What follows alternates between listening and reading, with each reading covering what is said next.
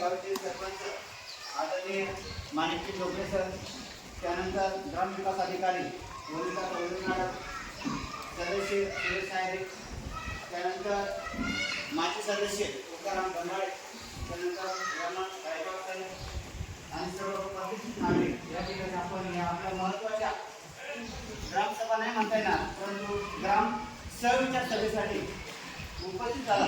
तसंच उपसरपंच परवीन चौधरी साहेब या ठिकाणी वेळ उपस्थित झाला, त्याबद्दल सर्वांचं आपल्या गावाच्या वतीने प्रथमतः मी स्वागत करतो, सत्कार करतो. कोणताही कार्यक्रम म्हटला की तो कार्यक्रम पार पाडण्यासाठी एका जबाबदार व्यक्तीची गरज असते. मग तो कार्यक्रम शासकीय असो, प्रशासकीय असो किंवा राजकीय असो, आजच्या या पूर्ण मिटिंगचं जी धुरा सांभाळण्यासाठी आपल्या गावाचे प्रथम नागरिक सरपंच आदरणीय माणिकभाऊ डोकरे यांना विनंती करतो की त्यांनी आजच्या कार्यक्रमाचे अध्यक्षपद स्वीकारायचे. आजचं प्राथमिकतेमध्ये मी तुम्हाला एकच सांगतो तर सर्व विषय ते लोक हँडल करणार आहे, परंतु एक समाजाचा नागरिक म्हणून या ठिकाणी एक विषय तो मांडणार आहे. आपण जो काही सौर पॅनल आहे तो सौर पॅनल या गोष्टीला या मुद्द्याला नकार का द्यायचा आहे तर त्यामागचं सर्वात महत्त्वाचे दोन कारण मी 2 मिनिटांमध्ये सांगणार आहे. जसं घटनेचे शिल्पकार डॉक्टर बाबासाहेब आंबेडकरांनी सांगितलं होतं तर शिका, संघटित व्हा आणि संघर्ष करा. आपण शिकलेलो आहोत. तालुक्यामध्ये असं एकमेव गाव आहे तर सर्वात जास्त शिक्षक किंवा नोकरदार वर्ग, पोलीस वर्ग आपल्या गावामध्ये. यात अभिमान तालुक्यामध्ये आपल्या गावाला आहे. लोकांना पण आपल्या गावाचा अभिमान आहे. मात्र आपण संघटित नाही. वैयक्तिक मला कोणाचं मन दुखवायचं नाही, मी गावाचा एक घटक आहे, पण आपण संघटित नाही आणि आपण संघटित नाही म्हणून आपण संघर्ष करू शकत नाही. या गोष्टीचा फायदा शासकीय किंवा राजकीय लोक घेतात, लक्षात घ्या. आता आपण यांना दोष नाही देणार, लक्षात घ्या. जसं आपण बघितलं पंतप्रधान, आपण समाज मध्यभाग आहे, एका बाजून पंतप्रधान आहे, एका बाजून IAS अधिकारी, म्हणजे शासकीय आणि राजकीय या दोन बाजू आहेत. पण त्या दोन्ही बाजूंना जो काही मध्यभाग आहे तो आपण समाज आहे, तुम्ही आणि मी. मग यांना वरती न्यायचं का खाली ठेवायचं हे आपल्या हातामध्ये. पण तसं वरचे अधिकारी पंतप्रधान आणि IAS अधिकारी आहे, तसं आपल्या गावचं महत्त्वाचं घटक ग्रामविकास अधिकारी आणि सरपंच आहे, बरोबर. आणि मध्यभागी आपण समाज आहे. पण समाजाला आपल्याला कळायला पाहिजे का येणारी योजना या आपल्या गावासाठी कितपत योग्य आहे. गावासाठी येणारी शाळा असू द्या, शाळेला जागा द्या. गावासाठी येणारे तुम्ही आरोग्य विभागाची समजा एखादं मोठं दवाखाना असेल त्यासाठी जागा द्या. एखादा गोरगरीब माणूस आहे त्याला जागा आहे त्याला जागा द्या. जर भविष्यात तुम्ही समजा पूर्ण 12 ते 15 एकर जागा त्यांच्यासाठी दिली तर भविष्यामध्ये येणाऱ्या आपल्या पोरांना, नातवांना, भविष्यात 100 वर्षाच्या पिढीला पुढे जागा देणार तुम्ही गावाला किंवा शासकीय योजनांना किंवा आपल्या जे काही समजा समाजाच्या विकासासाठी करायच्या गोष्टी आहेत त्यासाठी तुम्ही जागा पुढे घेणार. त्यामुळे महत्त्वाचा विषय आहे. या विषयाला आपल्याला सर्वांना आज मग त्या ठिकाणी सुद्धा महासारखा जरी कर्मचारी असेल तिथे कोण कर्मचारी बाकीचे नवजात आहेत, मग आम्हाला नोकरी जायची वेळ आली ना तर तुमच्या समोर तुमच्या सोबत मी 100% राहणार आहे. रस्त्यावर उतरायची वेळ जरी आली तर मी त्या ठिकाणी सोबत राहणार. फक्त आपल्याला आपला पूर्ण गावाचा आणि भविष्याचा विचार करायचा. आता या ठिकाणी जे काही अध्यक्ष आता जे माणिकभाऊ डोकरे आणि ग्रामविकास अधिकारी चौधरी मॅडम यांना विनंती करतो की नेमकी याची रूपरेषा काय, त्या योजनेचा समाजाला फायदा काय किंवा आम्ही समाज म्हणून काय करणार आहे याविषयी आम्ही बोलणारच आहे. परंतु तुम्ही तुमचे मत या ठिकाणी व्यक्त करायचे असं मी सर्व ग्रामस्थांच्या वतीने विनंती करतो. आज आपण या ठिकाणी एका महत्त्वाच्या विषयावरती बोलण्यासाठी उपस्थित राहिला त्याबद्दल मी अध्यक्षांना त्यांनी आपलं सहर्ष स्वागत करतो. मागील 1.5 ते 2 वर्षापासून आपल्या गावामध्ये जी काय जागा शिल्लक आहे या ठिकाणी आपल्या राज्याचे मुख्यमंत्री सन्माननीय देवेंद्र फडणवीस साहेब यांच्या संकल्पनेतून सर्व शेतकऱ्यांना दिवसावीज पुरवठा व्हावा या उद्देशाने एक उपक्रम हाती घेण्यात आला होता. आणि त्या अधिवेशनातच त्यांनी सांगितलं होतं की या जे आता सध्या आपल्याकडे जी विद्युत लाईट तयार होते ती पुरेशा प्रमाणात होत नाही, त्यामुळं आपण अशा ठिकाणी ज्या ज्या ठिकाणी जागा उपलब्ध असतील त्या ठिकाणी आपण सोलर प्लॅन्ट उभे करून त्या ठिकाणी त्या नागरिकांना आपण विद्युत पुरवठा करू शकतो. या दृष्टीने त्यांनी मुख्यमंत्री सौर कृषी वाहिनी योजना 2.0 शेतकऱ्यांच्या शेतीपंपाला दिलासा व अखंडित शाश्वत वीज पुरवठा करण्याचे अभियान या उपक्रमामार्फत घेण्यात आला होता. या ठिकाणी आपल्याला वारंवार शासनाकडून विचारणा होत आहे किंवा मागणी होत आहे की आपल्या गावामध्ये जी उपलब्ध जागा आहे गायरन रेकॉर्डली ती जागा आहे 11 हेक्टरपर्यंत ती जागा आपल्याकडं रेकॉर्डली आहे. त्याच्यामुळं अशा सर्व ज्या ग्रामपंचायती होत्या ज्यांच्याकडं हा 3 केवीचा प्रोजेक्ट उभा राहण्यासाठी जी 12 एकर जागा उपलब्ध होईल अशा सगळ्या ग्रामपंचायतींना त्यांनी हे मंजूर करण्याचं धोरण ठेवलं. तशा पद्धतीने सगळ्या ठिकाणी आदेश देऊन किंवा प्रकल्प मंजूर करून त्या ठिकाणी उभारण्याची सुरुवात केलेली होती. परंतु बऱ्याचशा ठिकाणी त्याला विरोध झाला. भविष्याच्या अडचण लक्षात घेता आपला प्रकल्पाला विरोध नाही, परंतु तो गायरान जमिनीवर न होता तो खासगी लँडवरती त्यांनी घेऊन प्रकल्प उभारावा. वारंवार तुम्हाला पुन्हा एकदा सांगतो की आपला प्रकल्पाला विरोध नाही, प्रकल्पाला विरोध करण्याचा आपला हेतू नाही, परंतु तो आज जी शासनाची जी गावासाठी जागा उपलब्ध आहे या जागेवर नव्हता त्यांनी प्रकल्प खासगी लँडवरती उभा करावा. त्यासाठी आपण त्यासाठी तयार असू.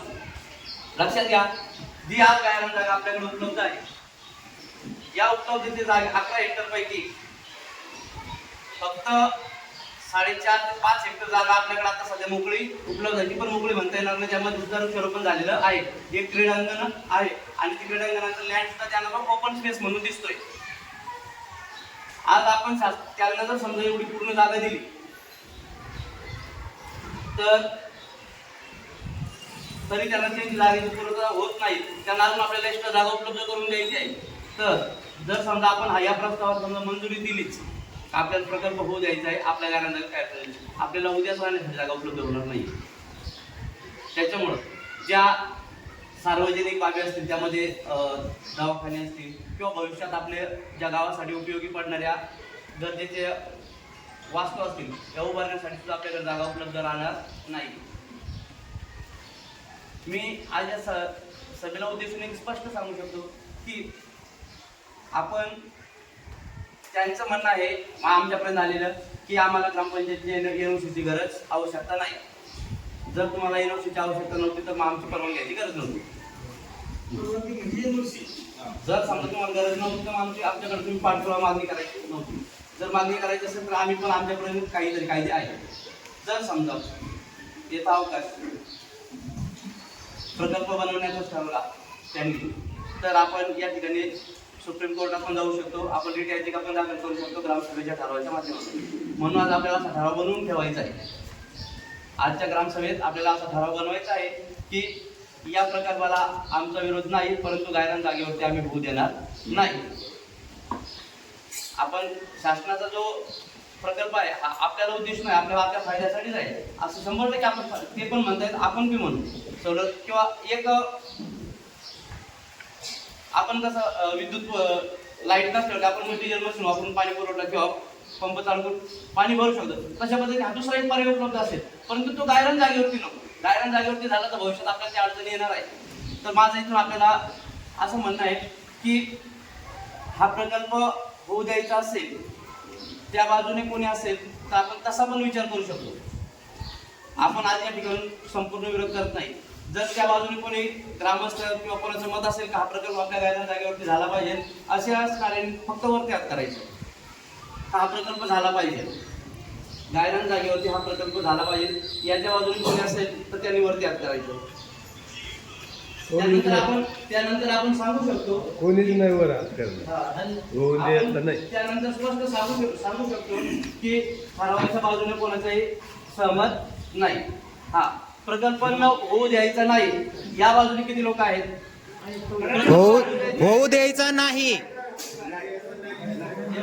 100% लोक होऊ द्यायचा नाही. सर्व गावकऱ्यांचं मत लक्षात घेऊन या प्रकल्पाला गायरन जागेवरती उभारणी करण्यासाठी आपला संपूर्ण नकार आहे. ओके. प्रत्यक्षात आपल्याकडे फक्त 4 ते 5 हेक्टर जागा शिल्लक आहे. मग राहिलेल्या जागेवर काय झालेलं आहे, लोकांनी घरं बांधलेली. त्या लोकांची जर घरं, आता मला काय वैयक्तिक त्यात माझं घर नाही किंवा असतीलच तर ते आपले बंधूच आहे, आपलेच नाते गोते कोणीतरी आहे.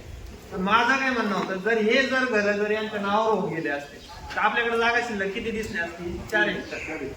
म्हणजे तुमच्याकडे फक्त 10 ते 12 एकर जागा शिल्लक दिसल्या. 10 ते 12 एकर जागा शिल्लक दिसली असती तर काय झालं असतं, हा प्रकल्प आपल्या इथं विचारच झाला नसता.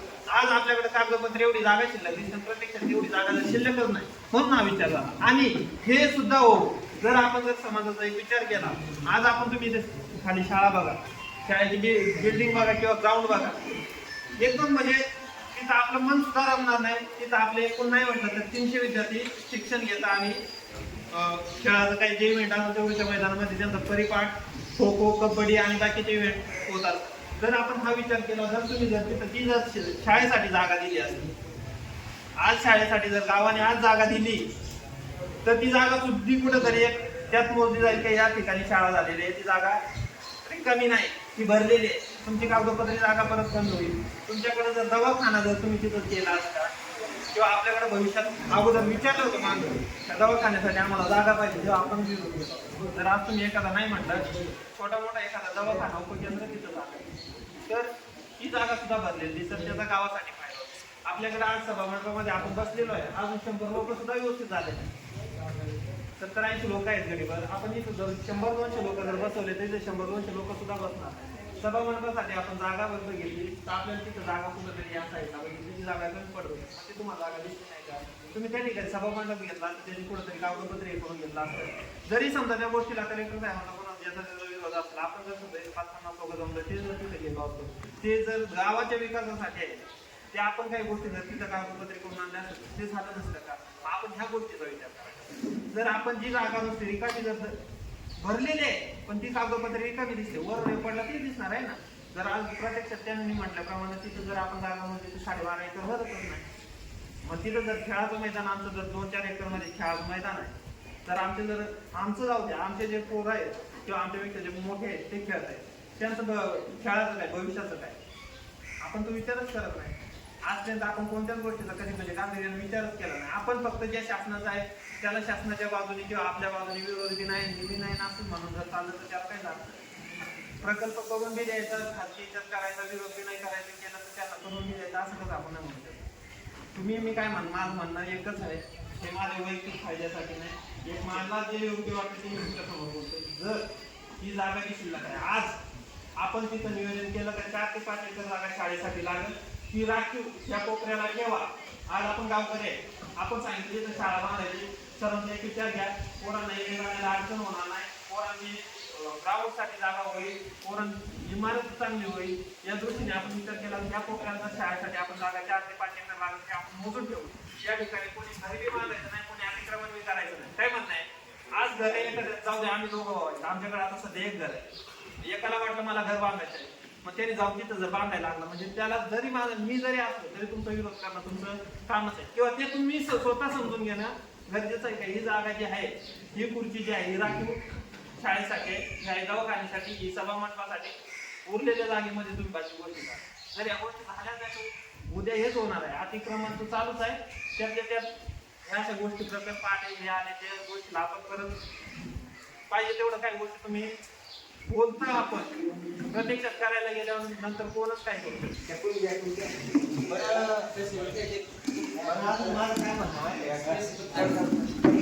समजा आता हा सोलर प्रकल्प आपल्याला होऊ द्यायचा नाही, बरोबर.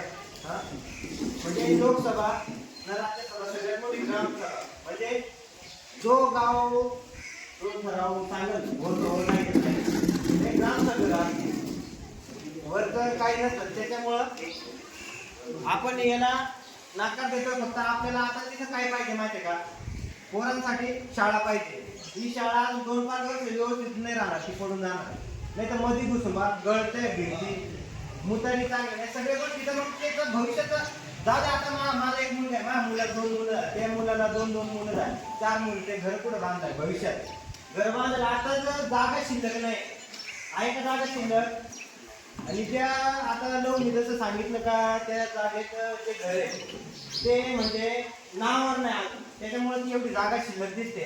तर ग्रामपंचायतीच्या वतीने किंवा गावाच्या वतीने मी असं सांगतो त्या ठिकाणी आपल्याला ज्या गरजू वस्तू आहे त्यांचं आपण आचरण केलं पाहिजे. आपल्याला मेन काय मुलांसाठी शाळा पाहिजे.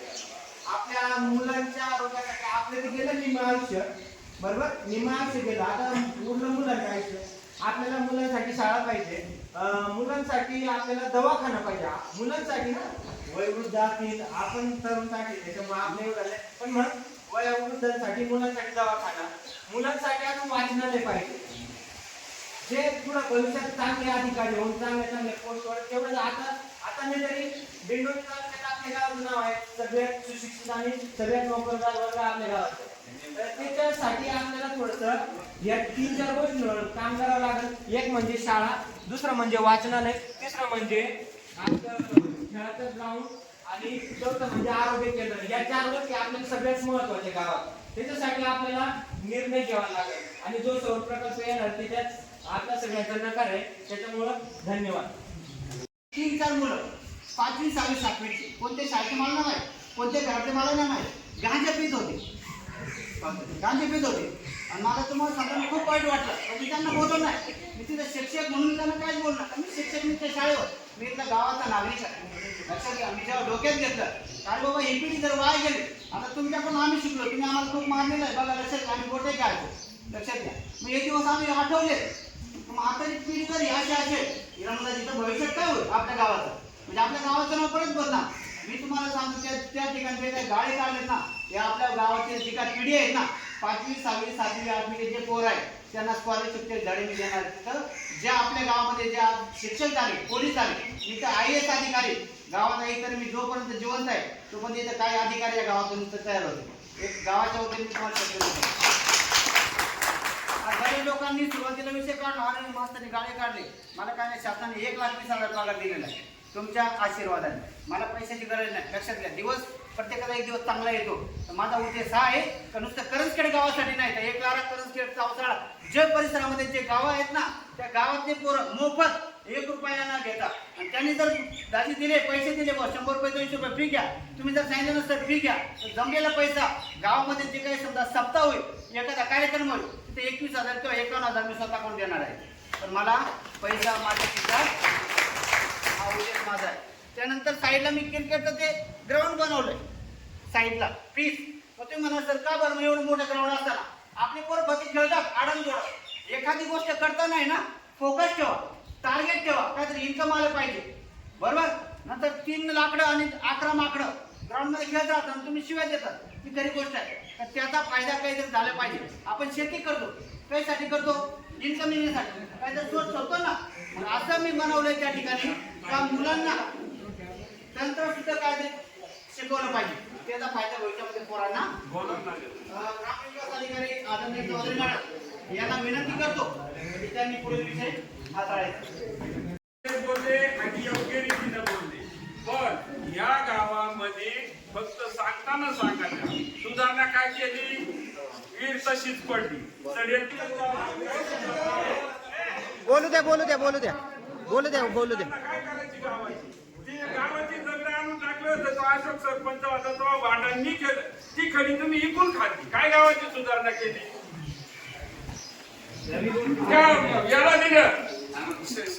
याला दिलं तुम्हाला सांगतो त्या धान्यवाल्याला 500 गाडी दिल्या त्या 500 गाडीमध्ये गावाचे घर नव्हते का तो दारूवाला आलाय तो दारूवाल्याला येणार शिफारस दिली इथं गाव काही दारूचं करायचंय का. मी काय म्हणतो ज्या तुम्ही बोलताना बोलत आहे ते होत नाही ना जागा आमच्या बोलायला पाहिजे बोला आता याच्या पुढे काय बोलत आहे बघा गावाची काय सुद्धा भास्करराव रेंगडे साहेब व्हिडिओ साहेबांचं एक पत्र आपल्याला उपलब्ध झालेलं आहे.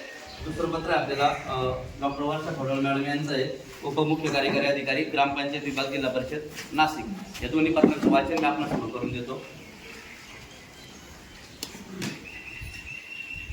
पंचायत समिती कार्यालय दिंडोरी, गाव क्रमांक 2 16/19/2026, दिनांक 14/7/2026, 14/7 हे पत्र आहे.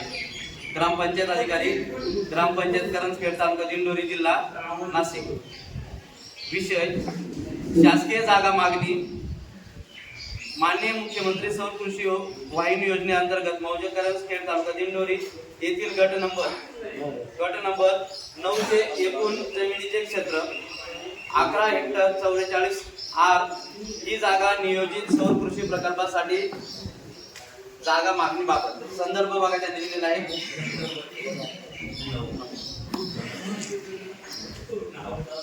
त्याला संदर्भ दिलेला आहे. माननीय उपमुख्य कार्यकारी अधिकारी ग्रामपंचायत जिल्हा परिषद नाशिक यांच्याकडे पत्र क्रमांक G नाशिक ग्रामपंचायत जमीन 266/2026, दिनांक 24/7/2026, प्राप्त अर्ज दिनांक 8/7/2026.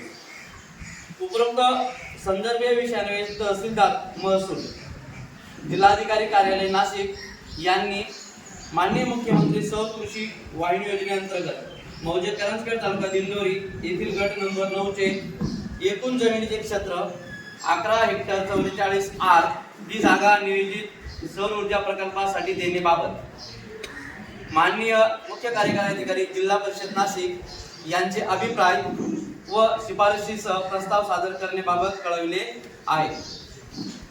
सदर पत्रात नमूद केल्याप्रमाणे तहसीलदार दिंडोरी यांनी सदर प्रकरणी चौकशी करून शासन निर्णय 9 फेब्रुवारी 2010 नुसार अ, ब, क आणि ड सूचीमध्ये प्रस्ताव सादर केला असून सदर प्रस्तावानुसार मौजे करंजखेड तालुका दिंडोरी येथील गट नंबर 9 चे क्षेत्र 11 हेक्टर 44 आर हे क्षेत्रापैकी 4 हेक्टर 85 आर मागणी क्षेत्र वजा जाता शिल्लक राहणार गायरान क्षेत्र हे लागवडी योग्य क्षेत्राच्या 5% पेक्षा कमी शिल्लक राहत असल्याने कळविले आहे. तहसीलदारांचा रिपोर्ट. त्याच तिसरा मुद्दा आहे. यास्तव परिच्छेद क्रमांक 2 मध्ये नमूद केल्यानुसार मौजे करंजखेड तालुका दिंडोरी येथील ग्रामसभा ठरावात विषयांकित प्रकरणी मागणी क्षेत्र वजा जाता शिल्लक राहणारे गायरान क्षेत्र हे लागवडी योग्य क्षेत्राच्या 5% पेक्षा कमी शिल्लक राहत असल्याबाबत चर्चा करण्यात येऊन सदर विषयाबाबत आपल्या स्तरावर ठरावाची पडताळणी करून ठरावाच्या मूळ प्रतीसह आपल्या कार्यालयाकडे स्पष्ट अभिप्राय व शिफारशीसह संपूर्ण अहवाल या कार्यालयात सादर करावा असं व्हिडिओ साहेबांचं म्हणणं आहे. कारण त्यांना सीओ साहेब मुख्य कार्यकारी थोडं स्पष्टीकरण द्या सर्व त्यांना व्यवस्थित समजायला असं स्पष्टीकरण द्या प्रत्येक मुद्द्यात. जागा 9 गट नंबर 9 कोणतं आणि ती जागा कोणती तुम्ही 11 हेक्टर जी म्हटले ती जागा कुठून तर कुठपर्यंत एक असं तोंडी सांगा. मंगीबाईच्या घरापासून वळापासून डोक्याचे ते खालची कुपाट किंवा वरच्या टोकाला इकडे डुंगीपर्यंत म्हणजे तेव्हा लोकांच्या लक्षात येईल. आणि त्याच्यात आपल्याकडं 2 गायरान क्षेत्र आहेत. एक आहे गट नंबर 8 जो डुंगीच्या बाजूने आहे टेकडीचा 8 आणि गट नंबर तो साधारणतः 5 हेक्टर आहे. 5 हेक्टर तो टेकडीचा आहे 5 हेक्टर आणि जो आता शेवटीवरती घर आहे होय त्या आंब्याला लागून सरळ पुढे जाऊन पुन्हा जो खाली गेला म्हणजे पाठीमागचा जो गट आहे हा गट नंबर 9 आहे. हा 11 हेक्टर आणि किती आर आहे 44 आर आहे. हा त्याच पद्धतीने म्हणजे आपली इकडे जागा शिल्लक आहे खाली ती स्वतंत्र आपली गावठाणाची जागा आहे. येतं लक्षात. आणि आता त्याचं नकाशा आपल्याकडे स्पष्ट नाही म्हणजे क्लिअर नाही पण मी तुम्हाला अंदाज देतो हे देतो का ती जागा कोणती आहे. 9 नंबर गट आपले पाणी पुरवठ्याची विहीर आहे का इकडं त्या विहिरीच्या थोडा अलीकडे सारखायचं आहे. तिथून क्रॉस होऊन जवळजवळ यांच्या घरापर्यंत जायचं आहे बाबुराव यांच्या घरापर्यंत जायचं आहे आणि तिथून वरती स्टेट जायचं आहे. तो गायरान क्षेत्र आहे. आणि आपल्याकडं आज त्या गायरान क्षेत्रावरती त्यांचं म्हणणं जागा 11 हेक्टर 44 आर आहे. परंतु त्यांनी अतिक्रमण किंवा आपण राहतोय हे त्यांनी मोजलेलं नाही. त्यांनी काय मोजलेलं आहे, गायरान जागेचा गट एवढा मोठा आहे आणि एवढ्या जागेपैकी आम्हाला ही जागा 4 हेक्टर पाहिजे आहे. म्हणजे आपल्याकडे आता शिल्लक किती आहे तुम्ही एक अंदाज सांगा. आपल्याकडं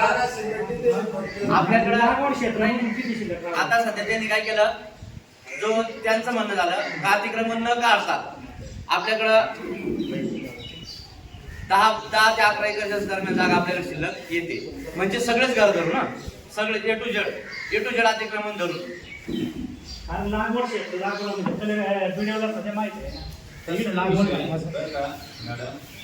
तुमच्याकडून जेव्हा अहवाल मागवला तुमच्याकडे जागा शिल्लक किती आहे टोटल दिलं का, त्याच्यामध्ये हायटवर किती जागा आहे, म्हणजे अतिक्रमण खरं किती आहे, त्याच्यामध्ये महामंडळाची झाडे किती लावलेली आहे, क्रीडांगण किती आहे, हे सगळं करून तुम्ही अहवाल तर तुमच्याकडून मागवलायच ना. आपल्याकडून अहवाल नाही घेतलेला,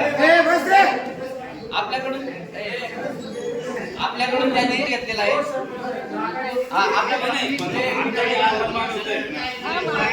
आणि या चर्चा सत्रामधून जो अहवाल आता जाणार आहे, आज अंतिम ठरणार आहे. विषय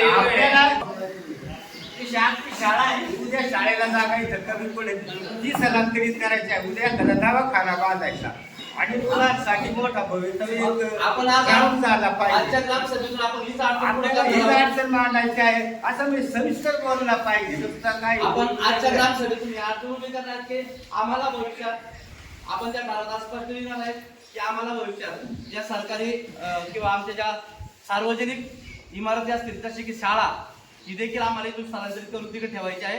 आम्हाला दवाखान्यासाठी जागा उपलब्ध पाहिजेत. आमच्याकडं जनावर आहेत, आमच्याकडे गायी आहेत, आमच्याकडे गायी आहेत त्या चरण्यासाठी पण आम्हाला जागा शिल्लक पाहिजे. त्याच्यामुळे आमच्याकडे प्रस्तावित प्रकल्पासाठी जागा उपलब्ध नाही. दुसरा एक त्यांचा शेवटचा एक मुद्दा मी वाचतो. सामाजिक जो फायदा आहे कसा आहे, त्यांचंही वाचन आपल्याकडे झालं पाहिजे. सार्वजनिक सौर ऊर्जा प्रकल्प प्रस्थापित केले जातील. लक्षात घ्या, सौर ऊर्जा प्रकल्प प्रस्थापित केले जातील अशा ग्रामपंचायतींना अंदाजे रुपये 200 कोटीपेक्षा जास्त अनुदान प्राप्त होऊन जनसुविधेची कामे होतील व ग्रामीण भागात सौर ऊर्जा निर्मिती परिसंस्थेचे इकोसिस्टीम आणि कौशल्यांचा विकास होईल. या शासन निर्णयासोबत मुख्यमंत्री सौर कृषी वाहिनी योजना 2.0 च्या योजनांच्या अंमलबजावणीबाबत इंग्रजी भाषेतील सूचना सदर शासन निर्णय व मान्य मंत्रिमंडळाने दिलेल्या मान्यतेनुसार निर्गमित करण्यात येत आहे. आणि सदर शासन निर्णय महाराष्ट्र शासनाच्या www.maharashtra.government.in या संकेतस्थळावर उपलब्ध करून देण्यात आला असून याचा सांकेतांक क्रमांक खूप मोठा आहे. सांगून 2023 05 08 17 06 51 67 10 लक्षात राहणार नाही असा आहे. हा आदेश डिजिटल स्वाक्षरीने संकेतित करून काढण्यात आलेला आहे. तर माझं एक मत आहे, या ठरावामध्ये शाळेला जागा या ठरावातच एकवार करून घ्या. 2 एकर 3 एकर का असे ना, या ठरावातच एकवार करून घ्या. आणि ग्राउंड साठी एवढी जागा घरासाठी शिल्लक जागा पाहिजे. आणि महसूल विभागाने सध्या महसूल विभाग आपल्याकडे येऊन गेलेला आहे. महसूल विभागाने जी आता सध्या शिल्लक जागा आहे आपले सगळे अतिक्रमण सोडून त्यांनी ती जागा मोजून गेलेले आहेत ते महसूल विभाग. या ठरावातच शाळेसाठी जागा आम्हाला लागत 5.5 आहे जागा 5.5. दुसरं सांगा ते आम्हाला समजलं. अहो मला हा विषय तुम्ही तुम्हाला समजलं, तुम्ही मोकळं सांगा, वाचून सांगू नका. ते आम्हाला समजलं नाही. तुम्ही मला विषय तर सांगा लागेल ना पूर्ण. हा ठीक आहे, ते आम्हाला समजलं. तुम्ही पुढचं कामाचं सांगा. पुढचं काम मला तुम्ही पूर्ण नाही झालं. वाचून नका येतं लोकांना येण्यात काढू. मी वेड्यात काढायला इथं आलेली आहे का? तुम्हाला काय म्हटलं ते वाचून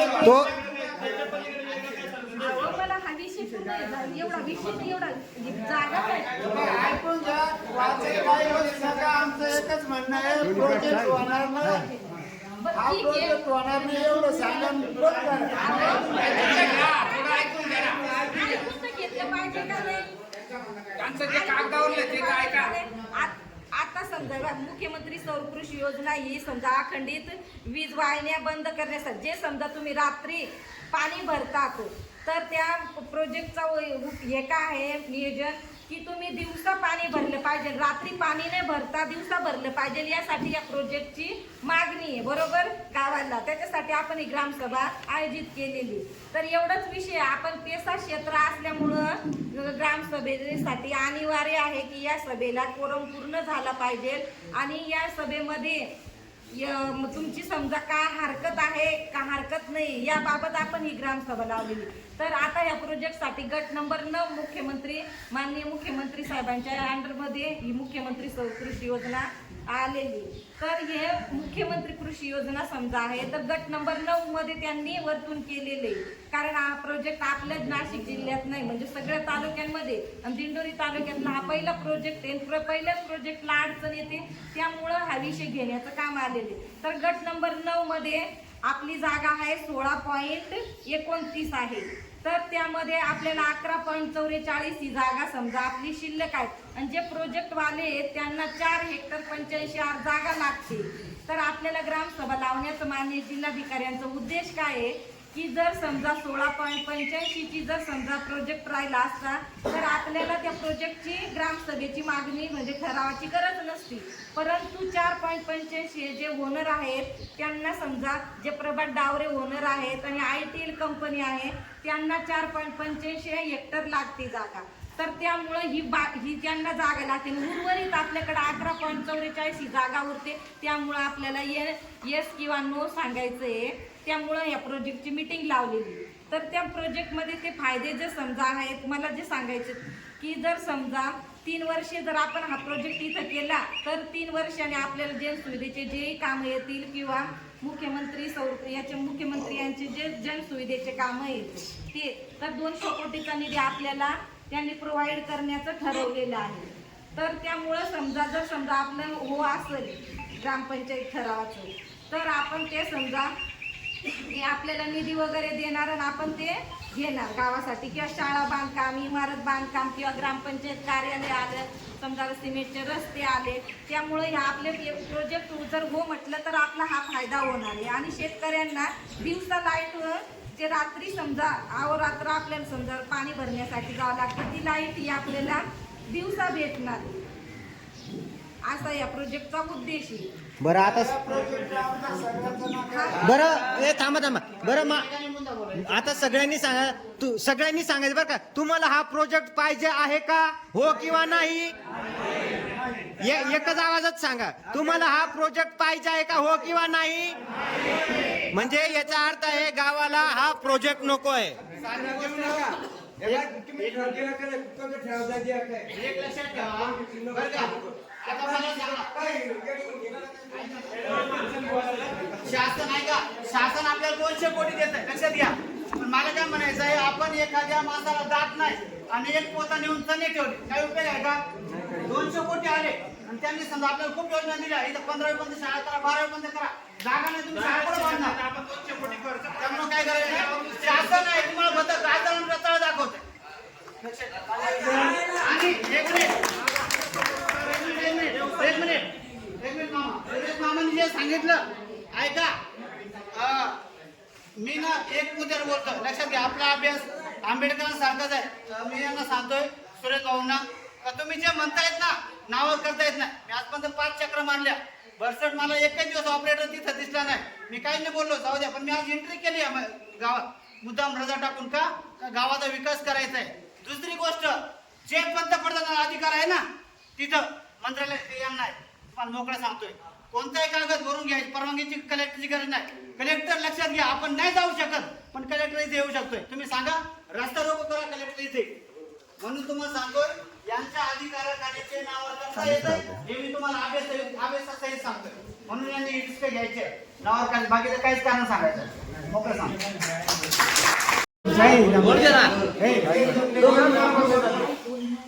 आणि बंधू भगिनी आम्हाला इथं शाळा स्थलांतरित करायची आहे. शाळेसाठी आम्हाला जागा पाहिजे. तिथून दवाखाना मूलभूत सुविधासाठी आम्हाला दवाखान्यासाठी जागा उपलब्ध पाहिजे आणि पोरांसाठी क्रीडालय आणि एक वाचनालय याच्यासाठी आम्हाला जी जागा शिल्लक आहे ती आम्हाला ह्या कामासाठी जागा शिल्लक पाहिजे. काही गुरांसाठी आम्हाला जागा शिल्लक पाहिजे. काशीनाथ गायकवाड, ग्रामपंचायत करंजखेड, सौर कृषी वाहिनी मुख्यमंत्री योजना ही करंजखेड ग्रामपंचायतकडं जमिनीसाठी मागणी करत आहे. याच्यासाठी आमच्याकडे जागा उपलब्ध नाही. आमच्या थोड्याच दिवसामध्ये जिल्हा परिषद शाळा ही गायरांमध्ये स्थलांतर करायचे आहे. त्याच्यानंतर सांस्कृतिक कार्यक्रमाचं एक सभामंडप आलेलं आहे, त्या आम्हाला तिथं स्थलांतर करायचं आहे. बाकीच्या उर्वरित जागेमध्ये वृक्षारोपण केलेलं आहे. लोकसंख्या वाढत आहे, त्यांना सुद्धा जागा लागणार आहे. त्याच्यानंतर क्रीडांगण आहे, ती जागा त्याच्यामध्ये अटॅच झालेली आहे. आरोग्यासाठी दवाखाना बांधायचे, त्याच्यासाठी जागा लागणार आहे. गावातली काही गाई वासरं त्यांच्यासाठी चरण्यासाठी जागा पाहिजे. या प्रोजेक्टसाठी आम्ही जागा देऊ शकत नाही. या ग्रामपंचायतीच्या वतीने मी जे बोललोय या प्रकल्पासाठी सगळ्यांचा विरोध आहे का होकार आहे? विरोध आहे. ठीक आहे.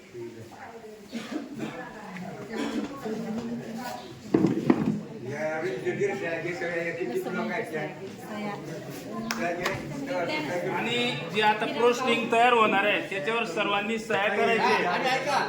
कोणीच जायचं नाही. सह्या कमी पडल्या.